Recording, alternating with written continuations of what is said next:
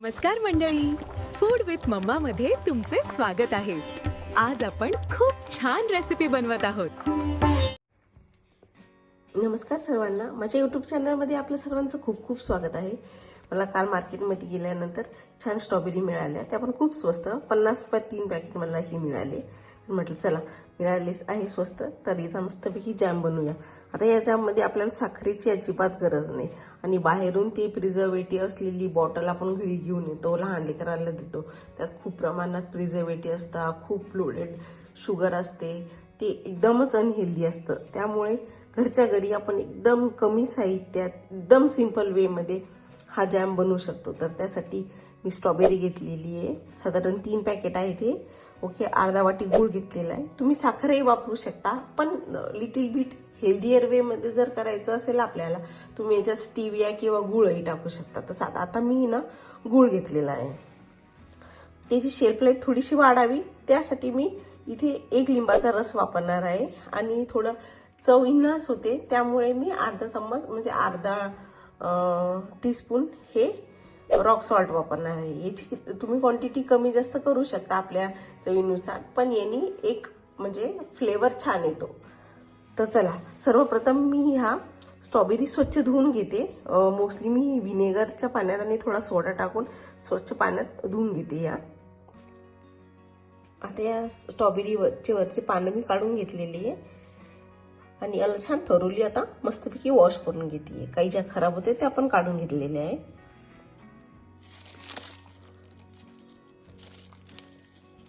Okay, तर 15 ते 20 मिनिटं याला छान त्याच्यात बुडून ठेवायचं, म्हणजे यावरचे जे पेस्टिसाइड्स आणि काही केमिकल्स टाकलेले असतात ते निघून जातात आणि एकदम स्ट्रॉबेरी स्वच्छ होते। त्यानंतरही आपण 2 पाण्याने स्ट्रॉबेरी स्वच्छ धुवून घेऊया। आता साधारण मी 15 मिनिटं वाट बघते। आता तुम्ही बघू शकता 15 ते 20 मिनिटं झालेली आहे। आपण जरा काढून घेऊया या स्ट्रॉबेरीज। बघा किती पाणी असं खराब निघतंय, बघू शकता पाणी। आता मी अजून एका पाण्याने हे सर्व स्वच्छ धुवून घेणार आहे। तुम्ही जर स्ट्रॉबेरी स्वच्छ वगैरे धुतल्या ना, तुमचा जॅम जास्त दिवस टिकतो। बघा किती पाणी खराब निघलंय। चला आता ही डिस्कार्ड करूया। आता आपल्या स्ट्रॉबेरी बघा किती लाल चुटूक आणि मस्त दिसतंय, स्वच्छ धुतलेले। आता याचे मस्तपैकी मी बारीक बारीक काप करून घेते। तर या पद्धतीने छोटे छोटे असे काप मी करून घेते। तर बघू शकता मी बारीक बारीक असे काप करून घेतलेले स्ट्रॉबेरीचे। लिंबाचा रसही काढून घेतलाय, आपला गूळही रेडी आहे। आता मी कढई तापत ठेवतीये गॅसवर। तर कढई मी तापत ठेवलेली आहे। आता सर्वप्रथम या कापलेल्या ज्या स्ट्रॉबेरी त्या टाकून घेते मस्तपैकी। तुट असा आवाज येतो मस्त। आता याला त्याला 10 ते 15 मिनिटं छान परतून घेऊया।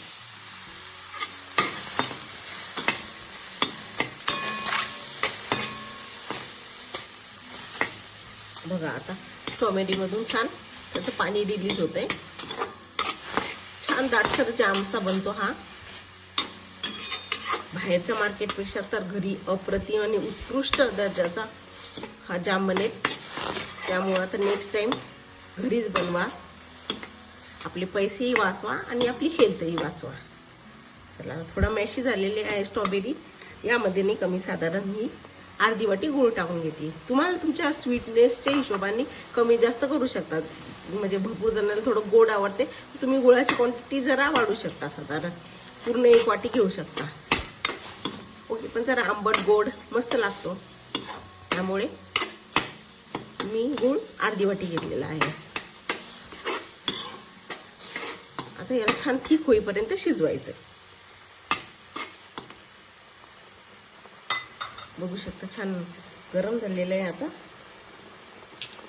आता इथे मी चवीनुसार हे मीठ टाकून घेते आणि यालाही छान परतून घेऊया।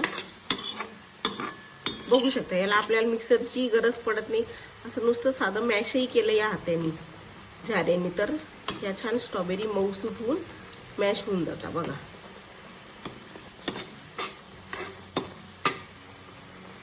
आता यामध्ये साधारण 1 मोठी वाटी लिंबाचा रस आहे, जो की मी 1 मोठा लिंबू घेतलेला आहे त्याचा काढून घेतला, हेही यामध्ये टाकून घेते. यामुळे जामची शेल्फ लाईफ बऱ्यापैकी चांगली राहते. आता मी याला 15 मिनिटं छान शिजवू देणार आहे. मग आता छान स्ट्रॉबेरी मस्त शिजली गुळामध्ये, छान असा लाल कलर आलाय मस्त. बघा याच्यामध्ये साखरही टाकायची गरज नाही, कलरही तसाच तसा मेंटेन राहतो. म्हणजे तुम्ही म्हणसाल की गुळ टाकला तर कलर चेंज होतो, बघू शकता कलर हा मस्त लाल चुटूक आहे. अजून मी या थोडा शिजवत आहे याला, म्हणजे याच्यात थोडं पाण्याचं प्रमाण कमी होईल आणि याची शेल्फ लाईफ वाढेल, म्हणजे छान हवाबंद डब्यामध्ये हा मस्त टिकेल. अजून मी याला 5 मिनिटं छान मीडियम गॅसवर असं ढळबळ शिजवणार आहे.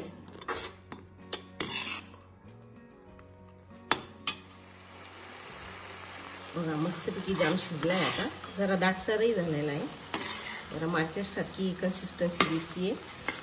आता मी गॅस बंद करते आणि याला मस्तपैकी छान चांगलं थंड झाल्यानंतर आपण हवाबंद डब्यामध्ये भरूयात.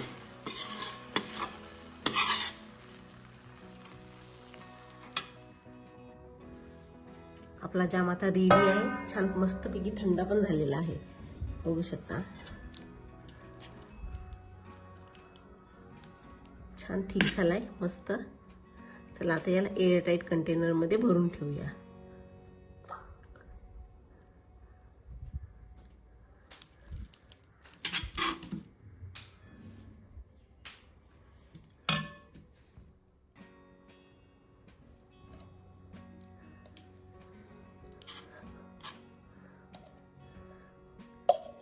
काचेची बरणी स्वच्छ कोरडी पुसून घ्यायची छान. बघा याचा कलर सुद्धा चेंज झालेला नाही, जसा तसाच आहे. बहुतेक जणांना स्वतः गुळ टाकलं की कलर चेंज होईल, पण नाही. तर लहानांपासून मोठ्यांना सर्वांना आवडेल. केमिकल नाहीये, काही प्रिझर्वेटिव्ह नाही टाकले आपण त्यामध्ये, एकदम नॅचरली घरच्या घरी कमी साहित्यामध्ये एकदम फ्रेश होममेड असा जॅम रेडी आहे. जर तुम्हाला एकदम टॉडलर स्टेजवाल्या बेबींसाठी करायचा असेल तर तुम्ही याच्यामध्ये खजुराची पावडर किंवा अख्खे खजूरही टाकले तर चालते.